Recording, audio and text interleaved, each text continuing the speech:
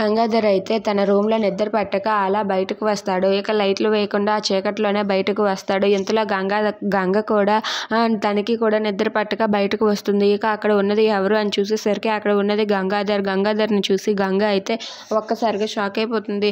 ఇక గంగ ఉండడం చూసి గంగాధర్ కూడా అలా మౌనంగా చూస్తూ ఉంటాడు. ఇంతలో అక్కడే ఉన్న గంగ అయితే గంగాధర్తో ఇలా అంటూ ఉంటుంది, లోపల చాలా డిస్టర్బెన్స్గా ఉంది, అస్సలు నిద్ర పట్టడం లేదు, అందుకే ఇలా వచ్చాను అని చెప్పి అంటుంది. అది విని గంగాధర్ కూడా నాకు కూడా అందుకే నిద్ర పట్టగా ఇక్కడికి వచ్చాను అని చెప్పి అంటూ ఉంటాడు. ఇక గంగాధర్ అక్కడే దూరంగా నిలబడి ఉంటారు. ఇంతలో అక్కడ ఫ్లవర్ హౌస్ అయితే కింద పడిపోతుంది. ఆ సౌండ్కి అయితే గంగ ఒక్కసారిగా భయపడి ఏమండి అంటూ పరిగెత్తుకుంటూ గంగాధర్ దగ్గరికి వెళ్ళి గంగాధర్ని గట్టిగా హగ్ చేసుకుంటుంది. అది చూసి గంగాధర్ ఒక్కసారిగా షాక్ అయిపోతాడు.